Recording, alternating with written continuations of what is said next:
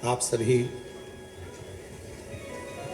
जो इस पवित्र नवरात्रि में भगवान शिव की कृपा से,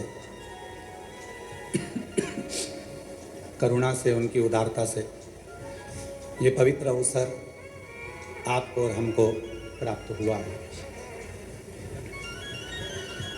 और तेरी कृपा बिना ना हिले एक भी अणु, लेते हैं श्वास तेरी कृपा से तनु तनु। बखान क्या करूं मैं राखों के ढेर का, चपटी भभूत में खजाना कुबेर का। हे गंगाधर मुक्ति द्वार ओमकार तू, भोले ओमकार तू। आयो शरण तिहारी शंभो कार कार तू। बखान क्या करूं मैं राखों के ढेर का, चपटी भभूत में खजाना कुबेर का। हे गंगाधर मुक्ति द्वार ओमकार तू, भोले ओमकार तू। आयो शरण तिहारी शंभो कार कार तू। शिव कथा कर रही है, भगवान शंकर का संवाद कर रहा है, शिव महापुराण की कथा कर रही है। जब हमारे भीतर शिव भक्ति का भाव, भगवान शंकर की आराधना का भाव प्रकट होता है, तब समझें कि जिंदगी जो मानव की देह मिली है, मानव का शरीर मिला है, वो सार्थक हुआ। जैसे भगवान नेत्र दे दे और ज्योति ना दे तो फिर वो नेत्र अच्छे लगेंगे? जम के बोलो। नेत्र हो तो ज्योति का होना जरूरी। मुख हो, दिव्या हो तो वाणी का होना जरूरी। श्रवण है, कान है तो श्रवण शक्ति का होना जरूरी। पाँव दे तो पाँव में चलने की सामर्थ्यता दे, उसका होना जरूरी। हाथों में सेवा का भाव, बल होना जरूरी। उसी तरह जैसे नेत्र दिए परमात्मा ने और ज्योति ना दे तो वो नेत्र किसी काम के नहीं। कान दिए परमात्मा ने और उसमें श्रवण शक्ति ना दे तो वो कान किसी काम के नहीं। मुख दिया परमात्मा ने और वाणी ना दे तो वो मुख किसी काम का नहीं। उसी तरह मानव का शरीर परमात्मा दे और उसमें शिव भक्ति ना दे तो समझ लेना ये मानव का शरीर भी किसी काम का नहीं। मानव का शरीर कब काम का है? जब वो शंकर भगवान की आराधना करे। मानव का शरीर कब काम का है? जब वो शिव जी की साधना करे। एक बेलपत्र के वृक्ष में 68 करोड़ तीर्थ होते हैं। कितने तीर्थ हैं? 68 करोड़। एक बेलपत्र के वृक्ष के अंदर 68 करोड़ तीर्थ होते हैं। और जब हम एक बेलपत्र तोड़कर शिव जी के मंदिर में लेकर जाते हैं, शंकर भगवान को जब हम बेलपत्र समर्पित करते हैं, और जब बेलपत्र समर्पित करने के बाद एक बेलपत्र हम अपने लिए औषधि के रूप में लेकर आते हैं, तो लोग पूछते हैं कि शिव जी पे चढ़ा बेलपत्र क्यों खाना चाहिए? एक वृक्ष बेलपत्र का जिसमें 68 करोड़ तीर्थ है।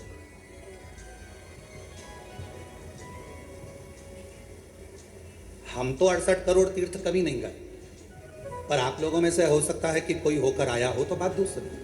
और आज भी फुल कॉन्फिडेंस से कहते हैं कि हम एक बेलपत्र के वृक्ष की परिक्रमा करते हैं, उसके चरणों में जाते हैं और एक बेलपत्र उठाकर जब हम शिव जी को चढ़ाते हैं तो 68 करोड़ तीर्थ का पुण्य हमारे भाग्य में आ जाता है।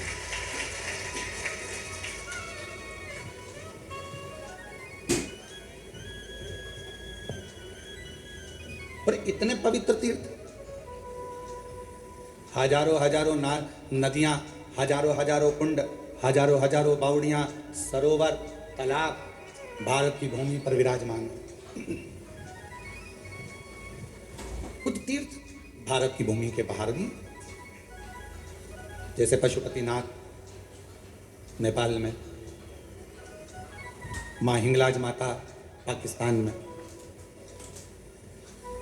ऐसे कई तीर्थ बाहर भी हैं।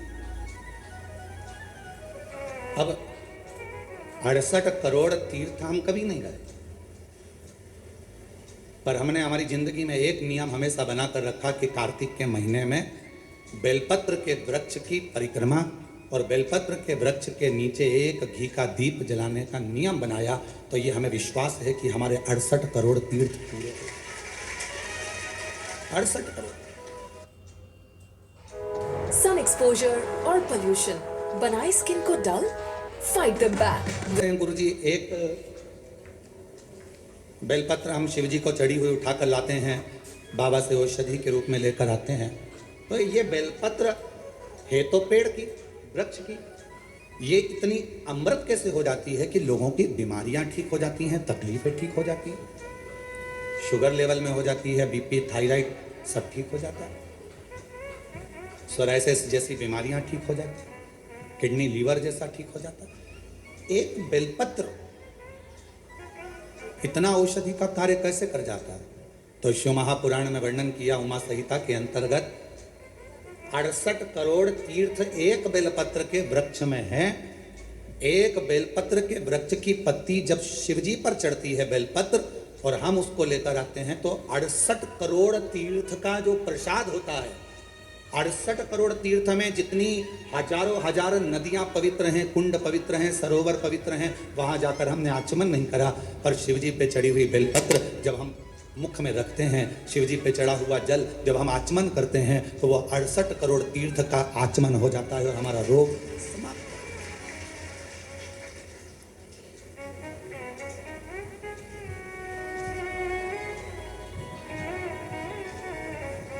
68 करोड़ तीर्थ।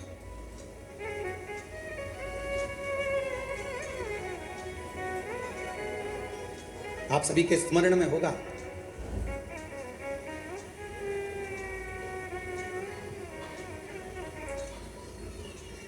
एक माता देवी भागवत कहती है, मां ललिता, जिसको स्वयं भगवान ब्रह्मा, स्वयं भगवान नारायण, स्वयं भगवान शिव, स्वयं इंद्र, गरुण, वरुण, सारे देवता, मां जगज्जननी जगदम्बा अम्बा दुर्गा भवानी का एक स्वरूप भंडासुर को मारने के लिए प्रकट करते हैं।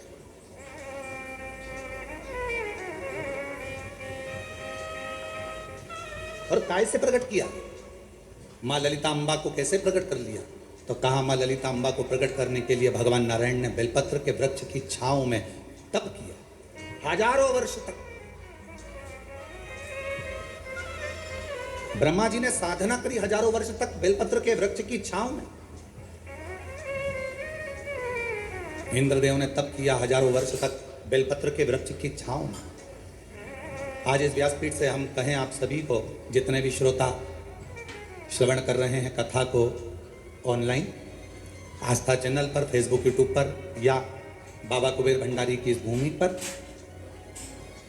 जब भी आपका कोई भी तीज त्योहार पड़े, आपके घर में कोई भी त्यौहार आवे, आपके घर में कोई भी उत्सव आवे, आपके घर में बच्चों का जन्मदिन आवे, आपकी शादी की सालगिरह आवे, आपके घर में कोई भी विवाह आवे, आपके घर में कोई भी अच्छा कार्य हो, कोई त्यौहार आ गया, दिवाली आ गई, दशहरा आ गया, कोई नवरात्रि आ गई, गणेश चतुर्थी आ गई, चतुर्थी आई, छठ आई, कोई भी व्रत आपका पवित्र कोई उत्सव आया, तो एक काम जरूर करा करो, बेलपत्र के वृक्ष के नीचे जाकर एक घी का दीपक लगाया करो और श्री शिवाय नमस्तुभ्यं जरूर बोला करो। एक घृत का दीप बेलपत्र के वृक्ष के नीचे अगर आप एक क्षण के लिए भी बैठे हो तो वो फल देगा।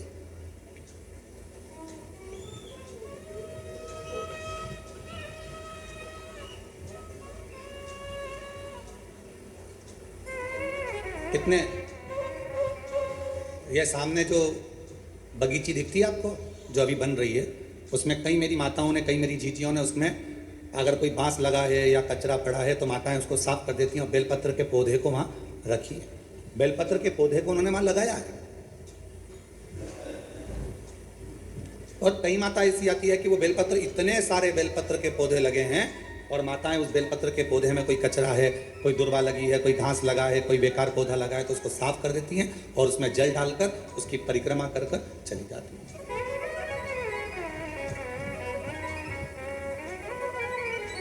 कई माताओं की आदत है पीछे जो बेलपत्र की बगीची है वहां जाकर परिक्रमा कर ले।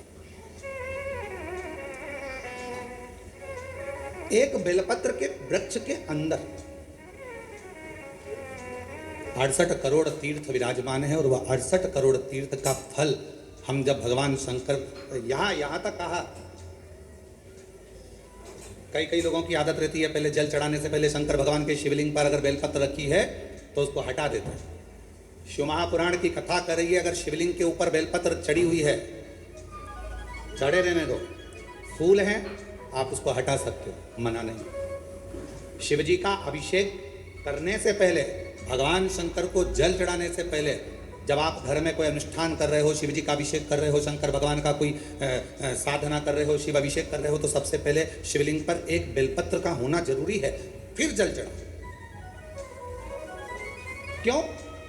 आपके पास, हमारे पास इतनी जो शास्त्रों में वर्णन किया गया, गंगा, यमुना, सरस्वती, कावेरी, मंदाकिनी, क्षिप्रा, नर्मदा आदि आदि की जितनी भी पवित्र नदियां हैं, सरयू आदि की जितनी पवित्र नदियां हैं, इतनी नदियों का, इतने सरोवर का, इतने कुंड का जल हमारे पास नहीं है।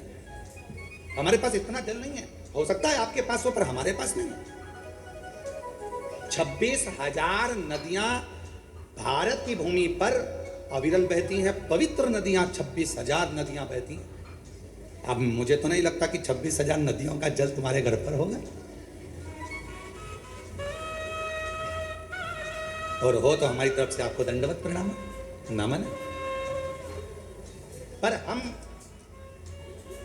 एक बात बिल्कुल छाती ठोक कर कह सकते हैं कि वो 26,000 नदियों का जल हमारे घर में है।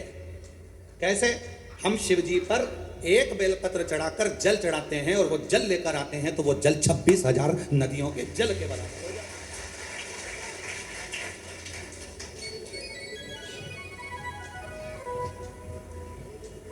अब ये, और अब आप छाती ठोक कर आप भी कह सकते हो हमारे यहाँ भी 26,000 नदियों का जल है महाराज। ओ सीवर वाले महाराज, तुम्हें क्या मालूम है, हमारे यहाँ भी 26,000 नदियों का जल आता है। शिव जी पे बेलपत्र चढ़ी रहती है, हम जल चढ़ाते हैं, वो पानी जब हम थोड़ा सा झेल कर लाते हैं, आचमन करते हैं, घर पर छींटते हैं, वो 26,000 नदियों का जल हमारे को पवित्र कर देता है।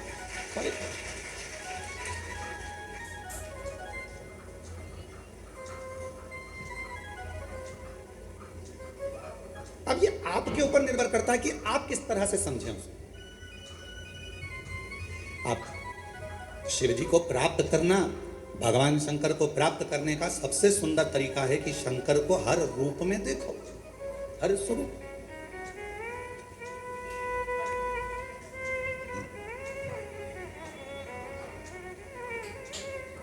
सोलह श्राद्ध में 16 दिन पुरखों को, पूर्वजों को, पितरों को खीर पूड़ी खिलाई। नवरात्रि में 9 दिन छोटी छोटी कन्याओं को खीर पूड़ी हलवा खिलाए, ठीक है। और मान लो घर में कोई बुजुर्ग बैठा हुआ है, घर में कोई बूढ़ी माँ बैठी है, घर में बूढ़ा बाप बैठा है, और हम उसको कुछ ना दें तो वो श्रेष्ठता का शरीर। इतना सुंदर कहा गया है शास्त्रों में, अगर घर में कोई मरीज व्यक्ति है, घर के अंदर यदि कोई रोगीला व्यक्ति है, रोग है, मरीज है, बीमार व्यक्ति है, और तुम्हारे घर में अगर कोई त्यौहार है, तुम्हारे घर में देवी देवता की पूजन है, तुम्हारे घर में श्राद्ध है, तुम्हारे घर में कोई भोजन करने आने वाला है, तो शिव महापुराण की कथा कहती है, अगर घर में कोई रोगी व्यक्ति है, घर में कोई बीमार व्यक्ति है, घर में किसी का दवाई गोली चल रही है, और भोजन करने वाला या देवी देवता की पूजन दोपहर में 12 बजे 1 बजे होने वाली है, और वो रोगी व्यक्ति को दवाई खाना है और उसको भोजन करना है, तो जो भोजन करने आएगा, देवी देवता पुजाएंगे, वो अपनी जगह पर है। सबसे पहली सेवा जो रोगी व्यक्ति है उसको भोजन दिया जाए, उसकी सेवा करें। अब रोगी व्यक्ति मांग रहा है, बेटा मेरे को दवाई लेना है, मेरे को थोड़ा सा एक रोटी दे देना बेटा। अरे मम्मी तुमको नहीं मालूम आज दादाजी का श्राद्ध है, मम्मी तुमको नहीं मालूम आज दादी जी का श्राद्ध है, मम्मी आज कुलदेवी की पूजन होगी, आज कुल देवता की पूजन होगी, तो मैं खाने की लगी रहती है। पूजन कौन करेगा, देखेगा कौन? अभी पूजन हो जाएगी, उसके बाद मैं आपको खाना दे दूंगी, उसके बाद मैं आपको भोजन दे दूंगी। नहीं, शिव पुराण की कथा कर रही है। कोई बूढ़ा है, बुजुर्ग है, बीमार है, घर में बच्चा है, कोई रोगी है, कोई तकलीफ में है, तो देवी देवता और अन्य काम सब होते रहेंगे। पहले उन बुजुर्ग की, पहले उन बीमार व्यक्ति की, पहले उनकी चिकित्सा की, पहले उन बच्चों की सेवा। ये शिव पुराण। हम जानते हैं इस बात के पीछे लोग हमारा विरोध करेंगे कि तुमने कह दिया कि जो घर में बीमार व्यक्ति है पहले उसको दो, फिर देवी देवता की पूजा। इसके पीछे हमारा विरोध होगा। हम जानते हैं कि हम बोल रहे हैं तो हमारा विरोध होना है, पर उससे हम डरते नहीं। जो सत्य है, घर में पहले बुजुर्ग है, घर में कोई बूढ़ा व्यक्ति है, घर में कोई रोगीला व्यक्ति है, किसी को शरीर में कष्ट है, बहुत तकलीफ में है, और देवी देवता की पूजन 12, 1, 2 बजे होगी, पर उसको जरूरत अभी 9 बजे, 10 बजे, 11 बजे, तो पहले उसकी व्यवस्था करो, पहले उसकी व्यवस्था, पहले उसको। और ना जाने किस वेश में नारायण मिल जाएगा, निर्मल मन के भीतर से वह राम के दर्शन पाएगा।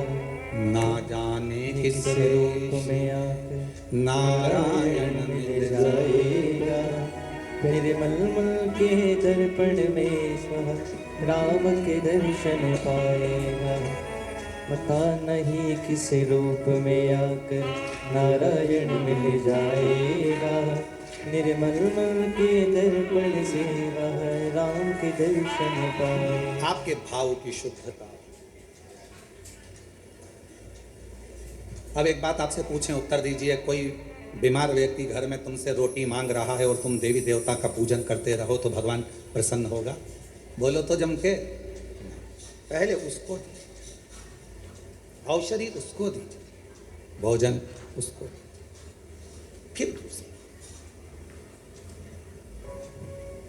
एक देवी, श्रीमद् देवी भागवत का ये चरित्र कहता है, एक देवी माँ ललिता अम्बा, एक ऐसी माँ जगत जननी जगदम्बा अम्बा दुर्गा भवानी, माँ ललिता अम्बा, माँ ललिता देवी, माँ जगदम्बा, ऐसी जगदम्बा जिनको प्रकट करने के लिए स्वयं भगवान विष्णु बेलपत्र की छांव में बैठते हैं, जिनको प्रकट करने के लिए स्वयं ब्रह्मदेव बेलपत्र की छांव में बैठते हैं, जिनको प्रकट करने के लिए स्वयं इंद्र बेलपत्र की छांव में बैठते हैं,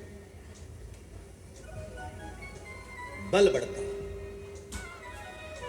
बेलपत्र के वृक्ष के नीचे एक बार अगर आपके मुख से श्री शिवाय नमस्तुभ्यम निकल जाता है तो समझ लो कि 68 करोड़ तीर्थ में बैठकर तुमने ये मंत्र जप लिया। 68 करोड़ तीर्थ में बैठकर इस मंत्र का जाप किया।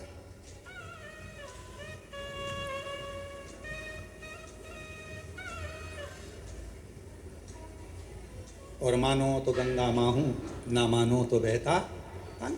आप मानो तो शिव है, आप मानो तो जगत जननी जगदम्बा है, आप मानो तो आद्य शक्ति माँ दुर्गा है, आप मानो तो शिव की स्तुति है, आप मानो तो कुबरेश्वर धाम के कंकर में शंकर है, और अगर नहीं मानो तो आपने माना वो मिला।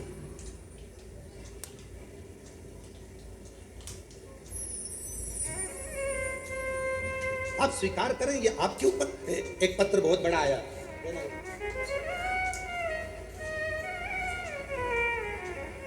अब पत्र बहुत बड़ा, देखिए जरा। हो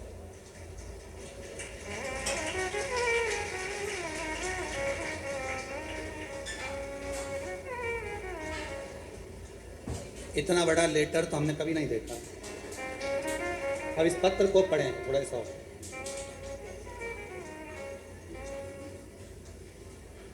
कुबेर भंडारी का सेवक रामेश्वर पाराशर एवं धर्मपत्नी श्रीमती शशिकला पाराशर, हनुमान नगर, कुंचलवाड़ा रोड, देवली, जिला टोंक, राजस्थान से आए। आप ही हैं? श्री शिवाय नमस्ते। साधु।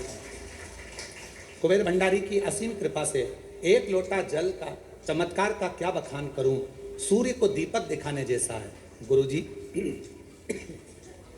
मैं एक बेलपत्र का पौधा 25 वर्ष पहले मकान के पास वाले प्लाट में लगाया था।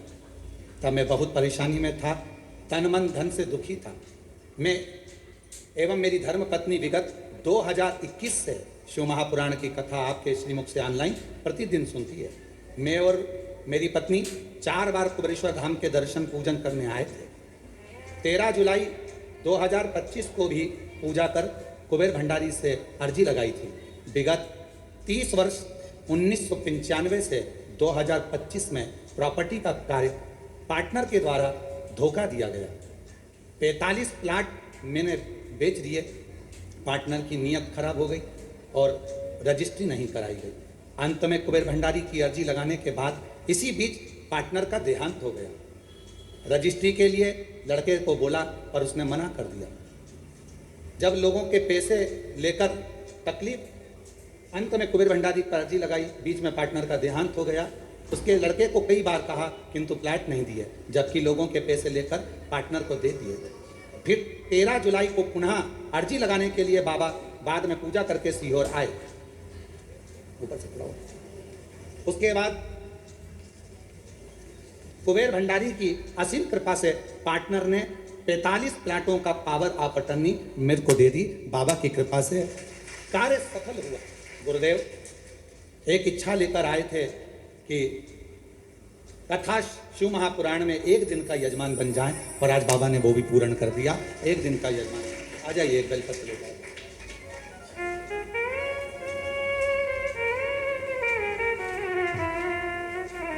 या अरे जो कॉलोनी आपने काटी है उस कॉलोनी का नाम भी कुबेर भंडारी रखा है, और उसमें कुबेर भंडारी का मंदिर भी बना रहे हैं।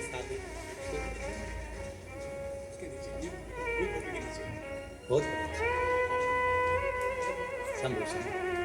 और तेरी कृपा का क्या है भरोसा, कब किस पर हो जाए जरा सी हम पर कर दो। बा उसकी उदारता थोड़ा खाई मोटी हो सकती है। और जिस बेलपत्र के वृक्ष को लगाया था 25 से 30 साल पहले, उसी बेलपत्र के वृक्ष की छांव में आप कॉलोनी बनाकर उसी बेलपत्र की छांव में शंकर भगवान को बिठा रहे हैं और शिव की कृपा पा रहे हैं। ये उदाहरण मिले भले धोखा किसी ने दे दिया, न्याय तो वही करता है, और उसका जब न्याय होता है तो सारे पन्ने खोल दिए जाते हैं, और आखिरी में मेरा शंकर भगवान हाथ पकड़कर पार उतार देता है। सब आज फिर आप लोगों से कहेंगे, जब कोई दुख आए ना, कोई तकलीफ आए, कोई कष्ट आए, बहुत बड़ी समस्या में घिर गए हो, बहुत तकलीफ में हो, उल्टे हाथ की हथेली पर बेलपत्र सीधे हाथ से उस पर रखकर शिव का स्मरण करिए, शंकर को याद करिए। श्री शिवाय नमस्तुभ्यं, श्री शिवाय नमस्तुभ्यं, श्री शिवाय नमस्तुभ्यं, श्री शिवाय नमस्तुभ्यं। फिर सीधे हाथ में बेलपत्र लेकर बाबा को प्रार्थना कर कर शिवलिंग पर समर्पित कर दीजिए। एक लोटा जल शिव को चढ़ा, प्रार्थना बिना प्रार्थना करो, विनय करो। लोग हमसे कहते हैं, क्यों गुरुजी? बहुत लोग तप करते हैं, साधना करते हैं, आराधना करते हैं, व्रत करते हैं, उपवास करते हैं, कोई नग्न पैर रहता है, कोई कुछ करता है, कोई कुछ करता है। पूरे नवरात्रे लोग साधना में, तप में लगे रहते हैं। आप क्या करते हो? हम एक ही काम करते हैं, शिव जी के उस पवित्र बेलपत्र के वृक्ष के नीचे बैठकर श्री शिवाय नमस्तुभ्यं, श्री शिवाय नमस्तुभ्यं। और जहां जहां बेलपत्र के वृक्ष लगे हैं, 11 बेलपत्र के वृक्ष के नीचे जाते हैं, झाड़ू लगाते हैं, साफ करते हैं, जल चढ़ाते हैं, बेलपत्र के वृक्ष के नीचे झाड़ू पोछा कर आ जाते हैं, उसको झाड़ू लगा कर आ जाते हैं। ये भी हमारा व्रत है, यही हमारी साधना, यही हमारा तप है। नवरात्रि में माँ जगत जननी दुर्गा भवानी, माँ आद्य शक्ति, माँ भवानी, माँ जगदम्बा, माँ ललिता, माँ कुष्मांडा, माँ स्कंदा, माँ कालरात्रि, माँ जगत जननी बेलपत्र के वृक्ष में 64 योगनियां देवियां सब विराजमान उस बेलपत्र के नीचे जल चढ़ाकर सबका आशीर्वाद प्राप्त करें। उस बेल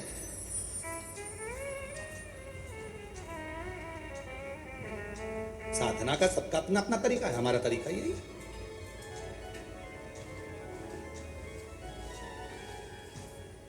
जा सको जो सारे तीरथ, नहीं जा सको जो सारे तीरथ, बेल पत्र के वृक्ष के नीचे चले आना, सारे तीर्थों का फल अपने आप प्राप्त हो जाए।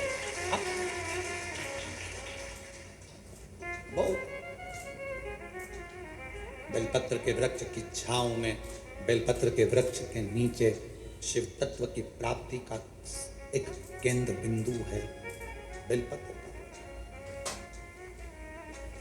देवी की आराधना, देवी की साधना, देवी का उपास सब कुछ नहीं मिलता। देवी की साधना, देवी का उपास सब कुछ नहीं मिलता, सब कुछ नहीं जा सको जो सारे तीरथ, नहीं जा सको जो सारे तीरथ, माँ के चरणों में आ जाना, भक्तों जल्दी जल्दी आना, माँ के चरणों में आ जाना, भक्तों जल्दी। एक बेलपत्र की छांव हमें फल प्रदान कर देती है, तब साधना का जो फल। क्यों महाराज जी, देवी भागवत कथी है, एक ऐसा असुर भगवान श्री गणेश जी महाराज के द्वारा प्रकट हो गया जिसका अंत होना कठिन था। अंत होना, वो भंडासुर को कौन मारता, भंडासुर का अंत कौन करता? भगवान शंकर मां सती के जाने के बाद में नेत्र बंद कर तप साधना में लग गए। हजारों वर्ष की समाधि मेरे शिव जी ने लगा ली, हजारों वर्ष की तप साधना, और हजारों वर्ष की तप साधना में मेरे शंकर भगवान डूब गए। हजारों वर्ष की जब तप साधना मेरे देवाधिदेव महादेव भगवान शिव ने करी, उनकी तपस्या को कौन तोड़े, उनकी साधना को कौन तोड़े? देवताओं को भेजा गया कि आप जाओ आप जाओ आप जाओ, पर कोई तोड़ने वाला नहीं, कौन तोड़े? और कोई अगर व्रत कर रहा है, कोई साधना कर रहा है, कोई उपास कर रहा है, नियम है। हाँ, हम जब नवरात्रे के समय पर, चारों नवरात्रे में, किसी भी नवरात्रे में हम जहाँ पर भी होते हैं बेलपत्र की सेवा करते हैं। हम जितनी देर बेलपत्र की सेवा करें, हमारे घर पर करें, हमारे घर के पास में करें, हम यहाँ आने पर जहाँ बेलपत्र की सेवा करते हैं, उन बेलपत्रों के नीचे जब हम सेवा करते हैं तो हमारे साथ में जितने साथ में रहते हैं वो सब को मालूम है थोड़ी देर सेवा करेंगे, अर्चना करेंगे, फिर चले सेवा। कौन तो कोई उपास कर रहा है, अपनी मर्जी से कर रहा है, आपको नहीं तोड़वाना। कोई साधना में डूबा है, नेत्र बंद कर बैठा है, उसको बैठने, अपने को क्या करना? किसी का मन भगवान शंकर के मंदिर में एक लोटा जल चढ़ाने में लगा है, आप उसे चढ़ाने दो। किसी का मन श्री शिवाय नमस्तुभ्यम बोलने में लगा है, उसको बोलने दो। तुम्हें क्यों बुरा लगना कि ये श्री शिवाय नमस्तुभ्यम मत बोलो, ये वाला मंत्र बोलो, वो वाला मंत्र बोलो? अरे कुछ भी बोले, उल्टा बोला, मरा मरा तो राम निकल गया और बाबा तर गए। मरा मरा बोला तो तर गए। दिन भर लोग बुराइयों में लगकर श्री शिवाय नमस्तुभ्यम मत बोलो, ये मत बोलो। अब उनको कौन समझाए? तुम दुनिया को मना कर रहे हो कि श्री शिवाय नमस्तुभ्यम मत बोलो, पर तुम्हारे मुख से भी तो बोल रहे हो कि श्री शिवाय नमस्तुभ्यम मत बोलो। शिव पर आश्रित होगा। भंडासुर एक ऐसा असुर हुआ, भंडासुर एक ऐसा असुर हुआ। भगवान देवाधिदेव महादेव तप साधना में लगे थे। इनको कौन समाधि को तोड़ेगा, कौन तप को तोड़ेगा, कौन समाधि तोड़ेगा, कौन तप को तोड़ेगा, कौन तोड़े समाधि को, कौन तोड़े भगवान शंकर की समाधि को? कोई सामने नहीं आया। तब आखिरी में सारे देवताओं ने मिलकर कामदेव जी से कहा कि तुम जाकर समाधि को तोड़ो।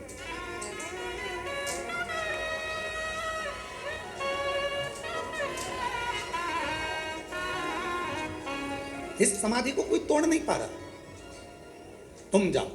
और भगवान देवाधिदेव महादेव जो तप साधना में लगे थे, कामदेव समाधि को तोड़ने के लिए चले। समाधि। और अभी कथा में कहा, यदि कोई श्री शिवाय नमस्तुभ्यम बोल रहा है, कोई ओम नमः शिवाय बोल रहा है, कोई नमः शिवाय बोल रहा है, कोई राम नाम बोल रहा है, कोई कृष्ण नाम बोल रहा है, कोई हरे राम राम राम हरे हरे, कोई हरे कृष्णा कृष्णा कृष्णा हरे हरे, कोई राधे राधे, कोई शिव नाम, कोई जगत जननी का नाम, कोई अम्बा का नाम, जिसकी मर्जी पढ़ रही है वो बोलो, पर अपने मुख से कभी ये मत बोलो कि ये मंत्र जपो, कि ये मंत्र जपो। तुम्हारा दिल जिससे लग जाए उसका मोबाइल नंबर याद कर लो, वो उसका मंत्र याद करो, ये तो मेरा आचमन। कोई कहे बेलपत्र के वृक्ष के नीचे दीप मत लगाओ, 68 करोड़ तीर्थ नहीं जा सकती। मेरे बाबा ने मेरे घर के पास में तीर्थ बना दिया, बेलपत्र का वृक्ष लगा दिया। थोड़ी सेवा करा करो, बेलपत्र के वृक्ष के नीचे जाओ तो थोड़ा कचरा वचरा साफ करा करो, दिया वगैरह पड़ा हो तो उसको उठाकर एक साइड ले जाकर रख दिया करो, कचरा वगैरह हो रहा है तो साफ कर दो। बहुत फल है महाराज, बहुत। एक साथ इतने तीर्थों को साफ करना कितना पुण्य। आराधना, साधना। भगवान नारायण बेलपत्र के वृक्ष के नीचे बैठकर साधना कर रहे हैं। शिव जी साधना में लगे हैं, उनकी समाधि को कौन तोड़े? कामदेव को भेजा गया। कामदेव से कहा गया कि भगवान देव अधिदेव महादेव की समाधि को तोड़। वो तप में डूबे, विवाह कराना जरूरी है उनका, तारकासुर का संहार करना है। जब तक शादी नहीं होगी, विवाह नहीं होगा, तब तक संतान नहीं होगी, संतान नहीं हुई तो तारकासुर कैसे मरेगा? तो विवाह कराना जरूरी है।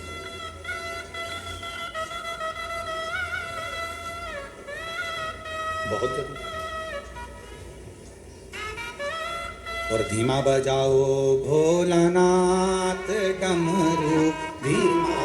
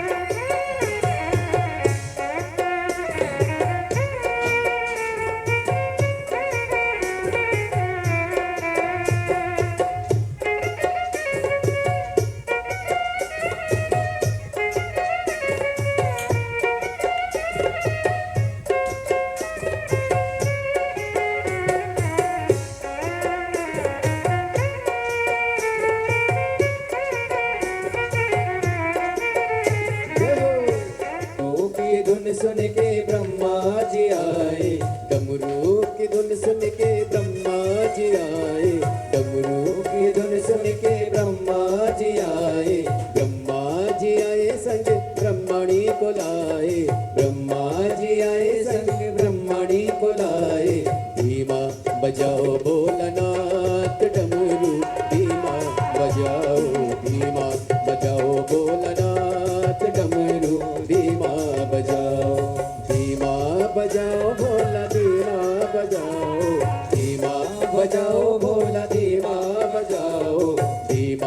बजाओ भोला धीमा बजाओ, धीमा बजाओ भोला धीमा बजाओ, धीमा बजाओ भोलानाथ डमरू धीमा बजाओ, धीमा बजाओ भोलानाथ डमरू धीमा बजाओ।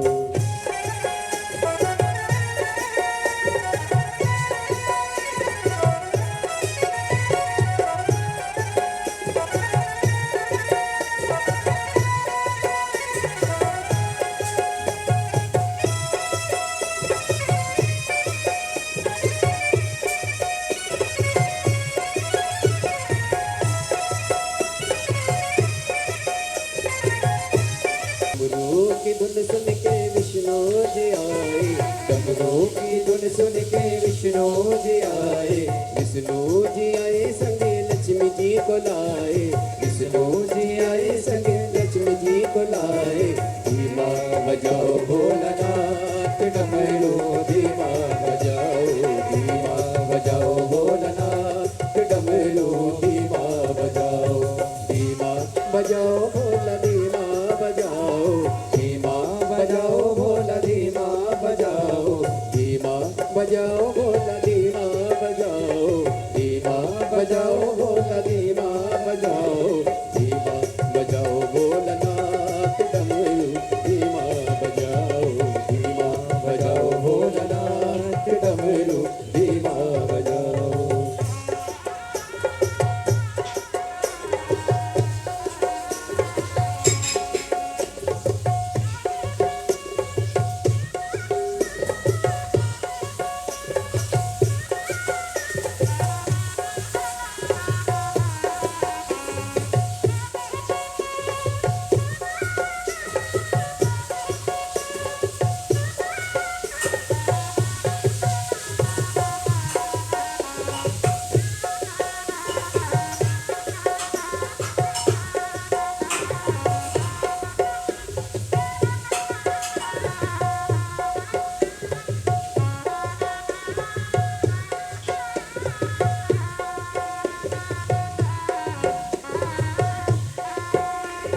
डमरू की धुन सुन के राम जी आए, डमरू की धुन सुन के राम जी आए, राम जी आए संगे सीता जी को लाए, राम जी आए संगे सीता जी को लाए।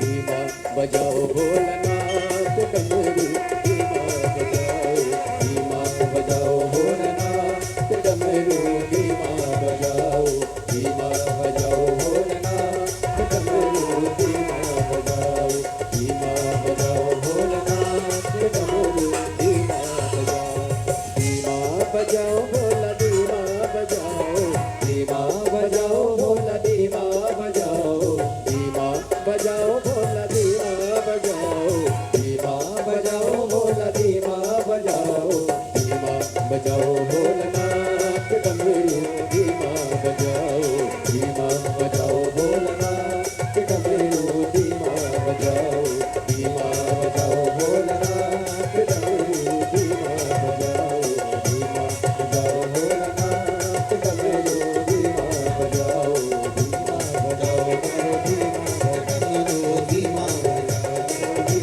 बजाओ, डमरू धीमा बजाओ, डमरू धीमा बजाओ, डमरू धीमा बजाओ, डमरू धीमा बजाओ।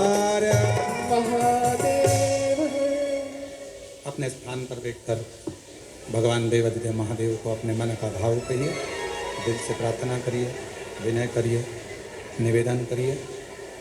जहाँ जगह मिले वहाँ बैठकर बाबा देवादिदेव महादेव, भगवान शंकर, त्रिकालदर्शी, कैलाश विनाशी भगवान शिव को रिटर्न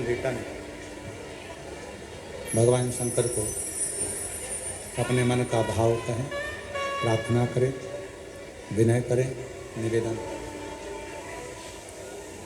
जहाँ जहाँ जगह मिल जाए वहाँ बैठ जाओ और प्रार्थना करिए। नवरात्रि के पवित्र अवसर पर बाबा कुबेर भंडारी की भूमि कुबेरेश्वर धाम पर आप सभी आए हैं। आज कथा का तृतीय दिवस है। 2 दिन की कथा और रही है। दिल से बाबा को प्रार्थना करो।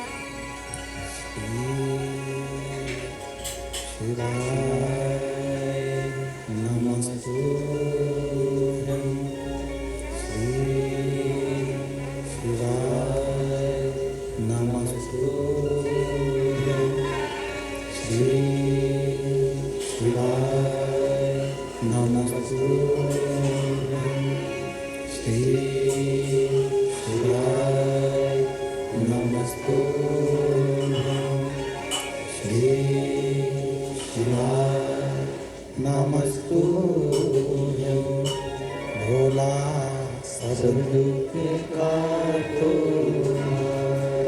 ओ भोला सब दुख काटो। शिव शंकर जपो तेरी माला, भोले बाबा जपो तेरी माला।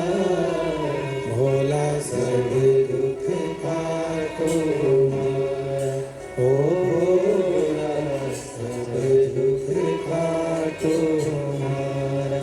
देश है मंगल मंगलकारी, देश है मंगल मंगलकारी।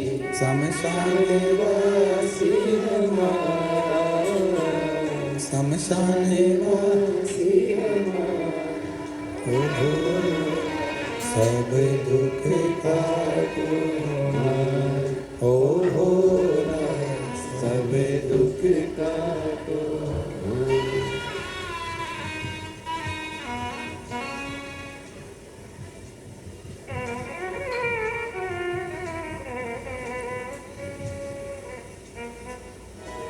बाबा देवादिदेव महादेव, भगवान शिव, ओगरदानी, त्रिकालदर्शी, कैलाशी, अविनाशी, भगवान शंकर की ये पवित्र कथा कह रही है। शिव महापुराण की कथा वर्णन कर रही है। भगवान देवादिदेव महादेव का ये पवित्र चरित्र वर्णन कर रहा है, कथा कह रही है।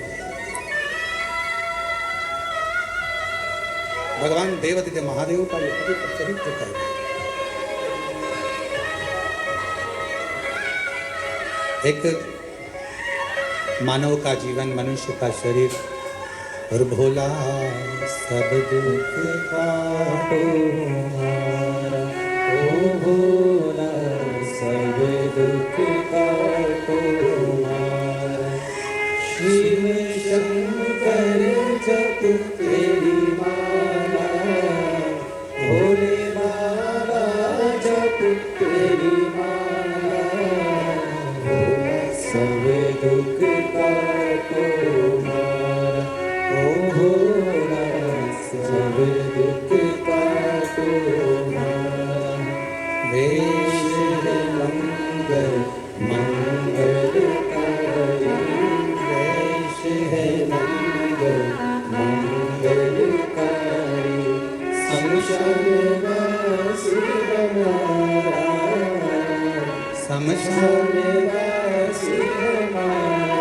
ओ भोला सब दुख काटो हमारा, ओ भोला सब दुख काटो हमारा।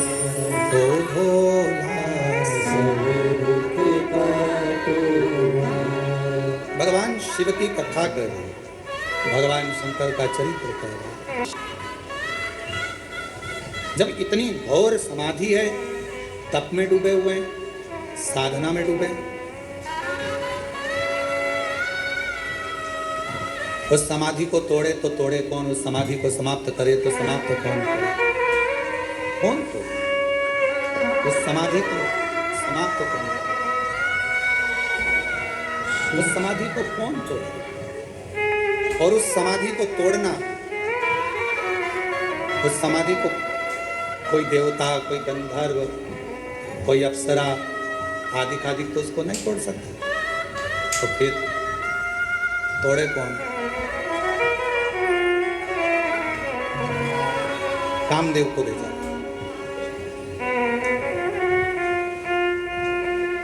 और कामदेव गए समाधि को तोड़ने के लिए। कथा में कहा कि भगवान शंकर की कोई आराधना कर रहा हो, कोई साधना कर रहा हो, कोई व्रत कर रहा हो, कोई उपास कर रहा हो, कोई तपस्या कर रहा हो, शिव की साधना को तोड़ना उत्तमता नहीं। देव गए, पहले विचार करा मैं शंकर भगवान की समाधि को तोड़ूं ना तोड़ूं, मैं भगवान शंकर की तप साधना को तोड़ूं ना तोड़ूं, मैं शिव जी की समाधि को, शंकर भगवान की तप साधना को तोड़ूं ना तोड़ूं। विचार किया,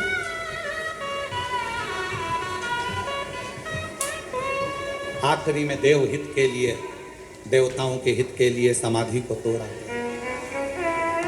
अब शंकर भगवान का जब समाधि टूटी, शिव जी की तप साधना जब टूटी और समाधि को जब तोड़ा गया, तब भगवान शंकर का तीसरा नेत्र खुल गया और कामदेव जलकर बस, श्री शिवाय नमस्ते, श्री शिवाय नमस्ते। कामदेव जलकर बस। अब कामदेव जलकर जो भस्म हुए, उनकी जो राख पड़ी थी, थोड़ा ध्यान देना, बहुत सुंदर कथा है माँ ललितांबा की, बेलपत्र के वृक्ष की और माँ ललितांबा की ये पवित्र कथा, बहुत सावधानी से।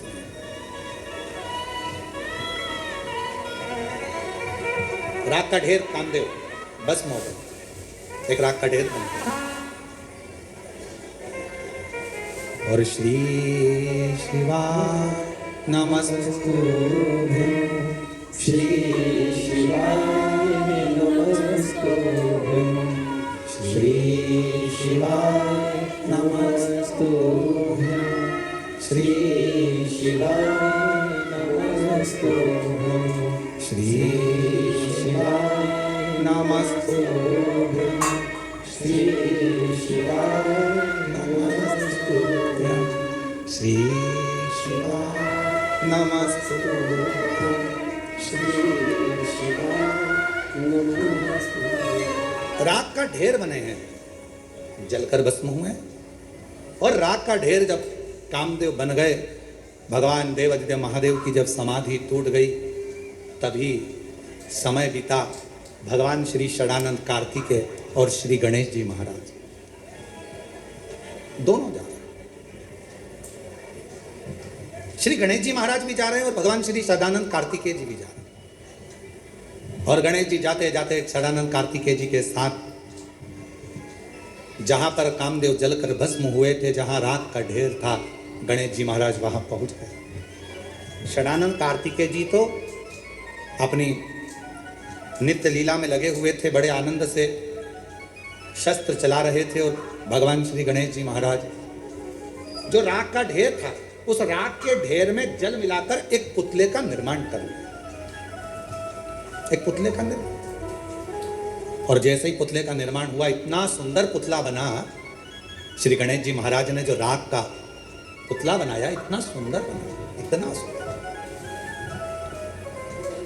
देखकर गणेश जी ने उसमें प्राण दे दिए, अपने गले लगा लिया, उसका नाम भंड रख दिया।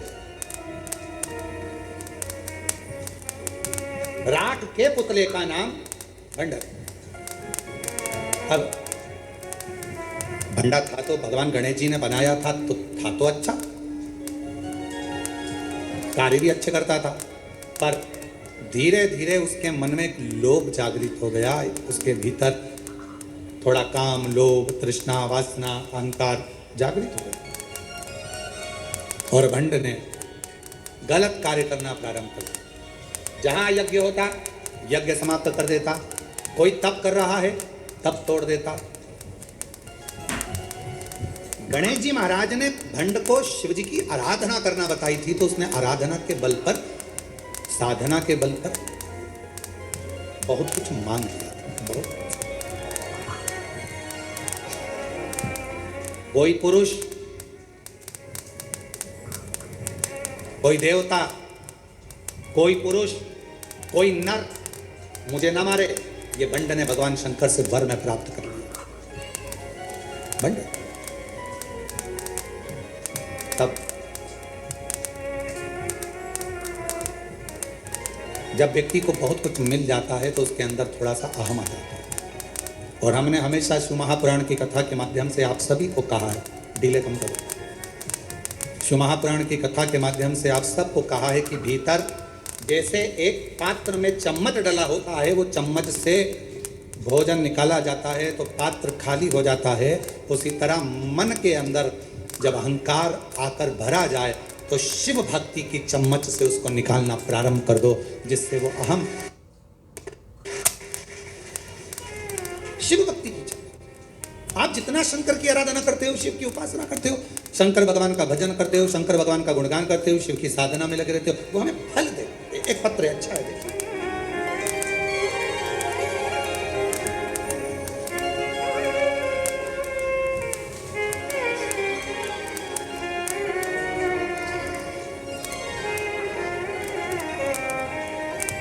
मेरा नाम कालका प्रसाद नायक है, उम्र मेरी 75 वर्ष। कहीं बैठे हो कालका प्रसाद जी नायक, कहीं बैठे हो तो पीछे से आकर एक बेलपत्र ले सकते। गुरुदेव, शिव पुराण हर प्रकार की समस्या कुबेरेश्वर बाबा भगवान पूरी करते हैं। एक लोटे जल का में बहुत भारी औषधि है। गुरुदेव, पहले हम एक लोटा जल को नहीं समझते थे, और आज समझ में आया कि एक लोटा जल तो इतनी भारी औषधि है जिसका वर्णन कोई नहीं कर सकता। एक लोटा जल का महत्व बहुत भारी औषधि जिसका वर्णन कोई नहीं कर सकता। श्री शिवाय नमस्तुभ्यम। पशुपति व्रत, ये ऐसे व्रत हैं गुरुदेव, शायद जिंदगी में जो कर ले उसको सफलता मिलती ही है, जैसी हमको प्राप्त हो। कहीं बैठे हों, कालका प्रसाद नायक, उम्र 75 वर्ष। एक पत्र और बड़ा सुंदर है, देखिए। नाम कम, कहीं बैठे हों तो हाथ हिला सकते हैं, और अगर बैठे हों तो एक बेलपत्र लेने के लिए आ सकते हैं। कमलेश गिरी गोस्वामी, तहसील गरोठा, जिला झांसी, उत्तर प्रदेश का रहने वाला हूँ। हमको 25 अप्रैल 2020 में अचानक से लकवा लग गया, पीड़ित हो गया। उसके उपरांत मेरी आवाज़ चली गई, हाथ पैर सब ग्रसित हो गए, चल नहीं सकता, बोल नहीं सकता। पूरा परिवार टेंशन में हो गया। परिवार वाले बहुत चिंता में लग गए। फिर किसी के कहने पर मेरे परिवार वालों ने जल चढ़ाना प्रारंभ करा। मेरे कानों में हेडफोन लगाकर शिव महापुराण की कथा सुनाना प्रारंभ करी, और मेरे घर के लोग पंडाल में, 2 पंडाल में कथा श्रवण करे। आज बाबा की ऐसी कृपा हुई गुरुदेव कि मेरे घर के लोग मेरे को जल पिलाते, बेलपत्र देते, और बाबा की कृपा से आज अच्छे से मैं बोलने भी लगा हूँ, और अच्छे से आज बाबा की कृपा से चलने भी लगा। बाबा को प्रणाम करने के लिए कर का चरित्र कर रहा। जब वर मिल गया तो भीतर अहंकार आ गया, भीतर अभिमान आ गया। वर मिला, भीतर अभिमत्ता आ गई, अहंकार आ गया, उपद्रव करने लगा, बहुत उत्पात मचा, असुर जैसी प्रवृत्ति हो गई, और उस भांडा का नाम भंडासुर हो गया। क्या नाम पड़ गया? भंडासुर। और भंडासुर जब नाम पड़ गया, उसने बहुत बहुत गलत गलत कृत्य करना प्रारंभ कर दिया। सारे देवता जब हताश हो गए कि ये मरेगा कैसे, इसके प्राण कैसे छूटेंगे, तब भगवान नारायण ने बेलपत्र के वृक्ष के नीचे साधना की। भगवान ब्रह्मा जी ने भी बेलपत्र वृक्ष के नीचे साधना की। इंद्रदेव साधना। बेलपत्र के वृक्ष के नीचे यदि हम सफाई कर रहे हैं, साफ कर रहे हैं, अच्छा कर रहे हैं, बेलपत्र को संजो रहे हैं, बेलपत्र का वृक्ष पोषित कर रहे हैं, आराम से आनंद से उसकी देखभाल कर रहे हैं, उसका फल थोड़ा मिलता है, थोड़ा समय लगेगा। महाराज, भोजन से ज्यादा जरूरी है पानी। क्या जरूरी है? पानी। पानी से ज्यादा जरूरी है वायु। मान लो भोजन मिले और हवा नहीं मिले, श्वास ही नहीं आए तो किस काम का? भोजन से ज्यादा जरूरी है पानी, पानी से ज्यादा जरूरी है, बोलो बोलो, वायु, और वायु से ज्यादा जरूरी है अपनी आयु। क्या जरूरी है? आयु। उम्र नहीं है, तो भोजन क्या करोगे? उम्र नहीं है तो पानी का क्या करोगे? उम्र ही नहीं है तो मकान का क्या करोगे? उम्र ही नहीं है तो गाड़ी और बंगले का क्या करोगे? जरूरी है अपनी आयु। भोजन से ज्यादा जरूरी पानी, पानी से ज्यादा जरूरी वायु, वायु से ज्यादा जरूरी आयु। और जैसे वायु से ज्यादा जरूरी आयु होती है, उसी तरह उस आयु में सबसे ज्यादा जरूरी होता है भगवान शंकर का गुणगान। भगवान समय लग सकता है, थोड़ी दुविधा आई है, परेशानी आई है, कष्ट आया है, बीमारी आई है, तकलीफ आया है, दुख आया है, मिटेगा, समय लगेगा, बाबा करेगा। एक लोटा जल चढ़ाते रहना, शिव जी का जल शरीर पर लगाते रहना, 2 बूंद मुख में लेते रहना, शंकर के जल का प्रोक्षण करते रहना, शिव जी की चढ़ी हुई बेलपत्र का स्मरण करते रहना। जब मन दुखे तो बेलपत्र की छांव में जाकर बैठ जाना। जब लगे कर्जा बहुत हो गया तो किसी बट वृक्ष की छांव में बैठकर बटकेश्वर महादेव का नाम लेना, श्री शिवाय नमस्तुभ्यम बोलना, उसका फल होगा। कर्जा धीरे धीरे आपकी मेहनत से, आपके परिश्रम से चुकेगा और फिर आप बलवान बनकर बैठोगे। हिम्मत नहीं हारना, हिम्मत मत हारो।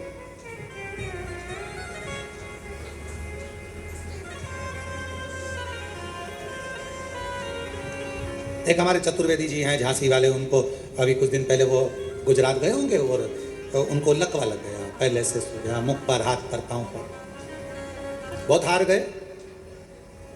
बात करी, शिष्य हैं, गुरु मंत्र लिया है उन्होंने। और हमारे जितने शिष्य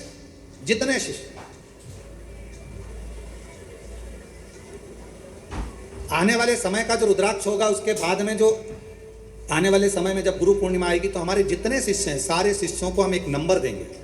वो नंबर जिन्होंने हमसे गुरु दीक्षा ली, उनका एक फॉर्म यहाँ भरा रहेगा और उनके पास में हमारा नंबर रहेगा और उनका नंबर हमारे पास और हमारा नंबर उनके पास रहेगा। साल में, महीने में एक बार हम उनसे जरूर फोन पर बात करेंगे, जिससे उनको ये स्मरण रहे कि हमारे गुरुजी हमसे मिले। जितने हमारे शिष्य जिन्होंने गुरु मंत्र लिया, गुरु दीक्षा ली, सब चतुर्वेदी जी का मालूम पड़ा कि पहले से सुबह फोन किया, हॉस्पिटल में थे, बोल नहीं पा रहे थे। हमने उनकी धर्मपत्नी से कहा उनके कानों में जरा फोन लगाओ। फोन लगाकर हमने कहा, चतुर्वेदी जी हिम्मत ना हारिएगा, श्री शिवाय चल कर आओगे, बाबा के दरवाजे पर दौड़ कर आओगे। इतना बल मिल गया श्री शिवाय नमस्तुभ्यम को सुनकर। उनकी धर्मपत्नी कह रही थी 40% आराम लग गया 3 दिन के अंदर। बाबा विश्वास रखिए। कोई कहता है हमसे, गुरुजी हमारे शरीर में हवा लग गई, प्रेत लग गया, भूत लग गया, ये लग गया। हम उनसे निवेदन करते हैं, ना तो हमको भूत निकालना आता है, ना हमको प्रेत निकालना आता है, क्योंकि हम तो भूत अधिपति भोलेनाथ को जानते हैं और उसके चरणों की धूल उसके जितने भक्त हैं, मेरे शंकर भगवान की दुनिया में जितने भक्त हैं, उन भक्तों के चरण की जो धूल होगी, उस धूल में भी कोई कंकर पड़ा होगा, उस कंकर में भी अगर कोई जल पड़ा होगा, उस जल की बूंद हमारे मस्तक पर चढ़ी होगी, तो ये शिव पुराण की कथा हो रही है। इससे हम कोई संत नहीं है, हम कोई साधु नहीं है, हम कोई सन्यासी नहीं है, हम कोई तपस्वी नहीं है, हम कोई बहुत बड़े महात्मा नहीं है। हमें तो भगवान शंकर ने बहुत बस एक चीज दे दी है, ये श्री शिवाय नमस्तुभ्यम, एक लोटा जल और बाबा की कथा, शंकर जी का भजन करना। जिस शंकर जी के मंदिर में जाकर हमको उसने यहाँ तक बिठा दिया, तो हमें विश्वास है एक चने का ठेला लगाने वाले के बेटे को अगर शिव यहाँ तक भेज सकता है, तो तुम्हारा भी हाथ पकड़कर मंदिर तक पहुंचा सकता है। उसके मंदिर में हमने भी झाड़ू लगाई, उसके मंदिर में हमने भी पोछा लगाया। आज भी कुबेरेश्वर बाबा के मंदिर के प्रांगण में नहीं, बाहर नहीं आ सकते क्योंकि भीड़ रहती है, तो पीछे जाकर झाड़ू लगा लेते हैं, पीछे जाके सेवा कर लेते हैं। जहां मिलता है उसकी सेवा करने में पीछे नहीं हटते। और उसी सेवा, वो कहते हैं ना कि उसके दरवाजे की नौकरी करी तो तनख्वाह देना उसका काम है, नौकरी की तनख्वाह वो देता है। उसके आश्रित हो जाए। इन पत्रों को पढ़ते हैं तो बड़ा विचित्रता, एक एक पत्र का जब हम स्मरण करिए। एक भाई ने पत्र लिखा, मैं राजेंद्र माटन, ग्राम भोरी का रहने वाला हूँ, बेरागढ़ से 5 किलोमीटर दूरी भोपाल इंदौर रोड पर रहता हूँ। मेरी हालत बहुत खराब थी। 2023 से करौंद में, भोपाल में शिव पुराण की कथा हुई, श्री विश्वास सारंग जी ने कराई। हम उस समय से कथा सुन रहे हैं। सीहोर अग्रवाल धर्मशाला में कथा सुनकर गए। गुरुदेव किराए के मकान में रहते थे, कोई धंधा नहीं था, कोई बिजनेस नहीं था। आज बाबा की कृपा से जो 15-20 साल तक धक्के खाए, आज बाबा की कृपा से खुद की दुकान, मकान, सब कुछ मेरे बाबा ने दे दिया। क्या कमी छोड़ी, सब दिया। मेरा नाम राजेंद्र मटन है, ग्राम ग्राम भौरी का रहने वाला हूँ। बेरागढ़ से 5 किलोमीटर दूरी पर है। ये शिव है।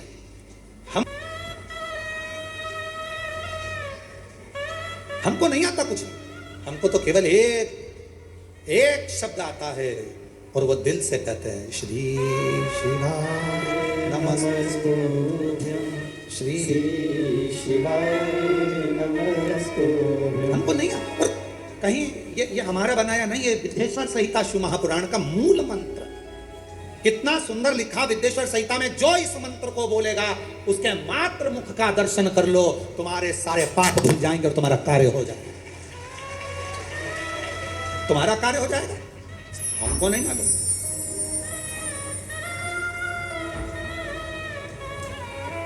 इंदौर से लेकर भोपाल के बीच में जितने ढाबे, जितने होटल, सब पे फोटो लगा के रखा। तो हमने एक लड़के को भेजकर पूछा, क्यों रे, जाकर बोलो ये हमारा फोटो क्यों लगाया है? तो कहा श्री शिवाय नमस्तुभ्यं बोलते हैं तो इनका चेहरा देखने से ग्राहक बहुत मात्रा में आ गए हैं। हमने कहा ये कहां से हो गए? मंत्र की प्रधानता है, व्यक्ति की नहीं। श्री शिवाय नमस्तुभ्यं बोलने वाले के चेहरे का मात्र दर्शन करो, तुम्हारे पाप धुल जाएं, तुम्हारे कष्ट कट जाएं और तुम्हारी जिंदगी खुशियों से भर जाए, खुशियों से। लीना जाता कोई दर से तुम्हारे, यहां से कोई खाली नहीं जाता। आप आए हो, आपको मालूम है कि नहीं मालूम कि यहाँ कथा चल रही कि नहीं चल रही, हमें नहीं मालूम, पर आप टिकट कराकर पहुंच गए, बैठ गए। आपको तो केवल कंकर शंकर पूजन करना थी, आपको तो केवल रुद्राक्ष लेना था, पर बाबा ने बोनस के रूप में शिव पुराण दे दी। खाली नहीं भेजेगा, कुछ ना कुछ देकर भेजेगा, कुछ ना कुछ देकर भेजेगा। उसकी कृपा होगी, करुणा होगी, दया होगी। वो बुलाया है तो दिए बिगर कैसे भेज देगा? देकर भेजे। भंडासुर ने बहुत उपद्रव मचाया, देवताओं ने देवी की आराधना करी। बेलपत्र के वृक्ष के नीचे जब तप साधना होती है, उसमें से एक ऊर्जा, एक एनर्जी, एक बल मिलता है। 64 देवी जोगनियां, सारी देवियां एकत्रित हो जाती हैं और उन माता रानी के अंश से, माँ जगत जननी के स्वरूप से माँ ललिता प्रकट हो जाती हैं। माँ ललिता प्रकट हो, और माँ ललिता प्रकट होकर तुरंत भगवान नारायण से, भगवान ब्रह्मा जी से, भगवान इंद्र से, सबसे कति घबराओ नहीं, उस भंडासुर का अंत आ गया है। और मां ललिता ने जाकर उस भंडासुर का संहार कर दिया। अब कौन कौन से अस्त्र चलाए थे? मां ने उस भंडासुर को मारने के लिए 2 अस्त्र का प्रयोग करा था। पहला पाशुपत्य अस्त्र और दूसरा महाकामेश्वर अस्त्र। मां ललिता देवी ने 2 अस्त्र चलाए, एक पाशुपत्य अस्त्र और दूसरा महाकामेश्वर अस्त्र। 2 अस्त्र चलाए, भंड प्राण छूट गए। देवताओं ने पुष्पों की वृष्टि कर दी, गंधर्व गान कर दिया, अप्सरा नृत्य कर दिया। जो सती मैया दक्ष प्रजापति की सभा में अग्नि में अपने प्राणों को त्याग देती हैं, वही सती मैया अन्य अन्य रूप रखती हैं। वही सती मैया पार्वती, वही उमा।